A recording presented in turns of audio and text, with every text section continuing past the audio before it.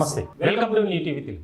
ఆంధ్రప్రదేశ్ మాజీ మంత్రి వైఎస్ఆర్సీపీ సీనియర్ నాయకుడు కాకాని గోవర్ధన్ రెడ్డిపై ఇప్పుడు ప్రధానమైనటువంటి అభియోగం ఆరోపణ ఏంటంటే ఆయనకు సంబంధించినటువంటి అనుచరులు ప్రభుత్వ భూమిని ఆక్రమించుకుని దానికి ఫేక్ డాక్యుమెంట్స్ క్రియేట్ చేయటమే కాకుండా ఫోర్జరీ సంతకాలతో దాన్ని వెంచర్స్ గా వేశారు. అలాగే ప్లాట్లుగా డివైడ్ చేసి అనేక మందికి అమ్మకం కూడా చేశారు.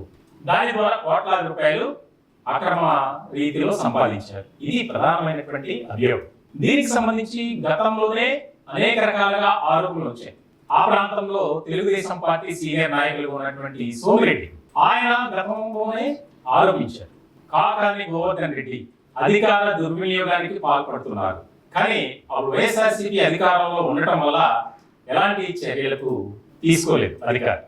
దీనికి సంబంధించి ఇప్పుడు వస్తున్నటువంటి ఆరోపణలు విమర్శలు ఎక్కువ అవడంతో దీనికి సంబంధించి అధికారులు విచారణ జరిపారు. అది వాస్తవమే అని తేలింది. ఇప్పుడు ఆయనతో పాటు మరికొంతమందిపై పొదలకు పోలీస్ స్టేషన్లో ఫిర్యాదు చేశారు.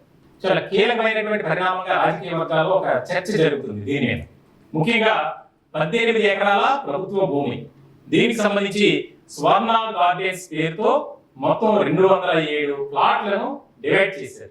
దీనికి సంబంధించి అక్కడ ఒక్కొక్క ప్లాట్ కోట్లాది రూపాయలకి అమ్మడానికి పెట్టారు.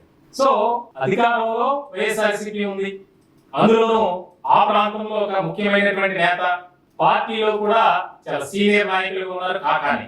ఇటువంటి సందర్భంలో ఆయనే కాదు ఆయన అనుచరులు, ఆయన పేరు చెప్పుకునే అనుచరులు రెచ్చిపోయారు. ఇలాంటి అక్రమాలు సర్వేపల్లి నియోజకవర్గంలో అనేక రకాలుగా చేశారు. ఇది ఇప్పుడు ప్రధానమైనటువంటి ఆరోపణ. దీనికి సంబంధించి 15 మందిపై కేసులు నమోదు చేశారు పోలీసులు. రెవెన్యూ అధికారులు కూడా పూర్తి స్థాయిలో సమగ్రంగా విచారణ జరిపారు. దీనికి సంబంధించి ఆ యొక్క భూమిలో అక్రమ పద్ధతిలో ప్లాట్లు వేయడం, వెంచర్గా దాన్ని ఏర్పాటు చేయడం, దానికి ఒక పేరు పెట్టడం, ఇవన్నీ కూడా జరిగాయి. గతంలోనే ఎంతో మంది ఫిర్యాదు చేసినప్పటికీ ఉన్నతాధికారుల దృష్టికి తీసుకెళ్ళిన చర్యలు మాత్రం తీసుకోలేదని చెప్పి అక్కడ స్థానికంగా ఉన్నటువంటి అధికారులు ఇచ్చినటువంటి స్టేట్మెంట్ ఆధారంగా చేసుకుని ఇప్పుడు ఒక రకమైనటువంటి చర్చ జరుగుతుంది. ఖచ్చితంగా మాజీ మంత్రి వైఎస్ఆర్సీపీ సీనియర్ నాయకులు కాకాని గోవర్ధన్ రెడ్డిపై చర్యలు తప్పవు అనేది ఉమ్మడి నెల్లూరు జిల్లాలో ఎక్కువగా వినిపిస్తుంది. ఇప్పటికే ప్రభుత్వం మారిన తర్వాత కూటమి అధికారంలోకి వచ్చింది.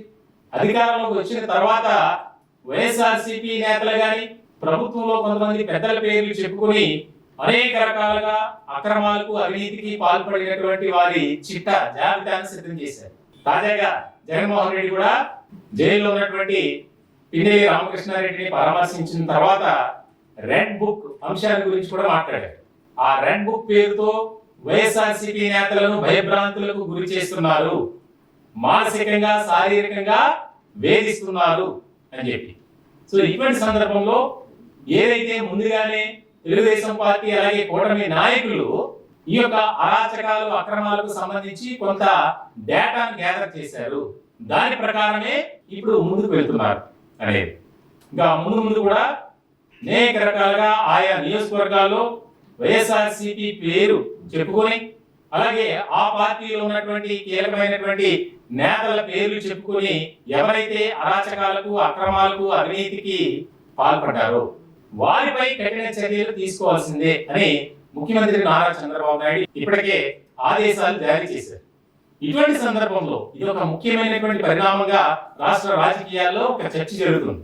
కాకాని గోవర్ధన్ రెడ్డి అంటే అప్పటి ముఖ్యమంత్రి వైఎస్ఆర్సీపీ అధినేత వైఎస్ జగన్మోహన్ రెడ్డి, ఆయనకు అత్యంత సన్నిహితులు. సో మొత్తానికి అయితే ఉన్నతాధికారులు ఆయనపై ఎలాంటి చర్యలు తీసుకుంటారో అనేది అక్కడ స్థానికంగానే కాదు రాష్ట్ర వ్యాప్తంగా రాజకీయ వర్గాల్లో ఒక ఆసక్తికరమైనటువంటి చర్చ జరుగుతుంది.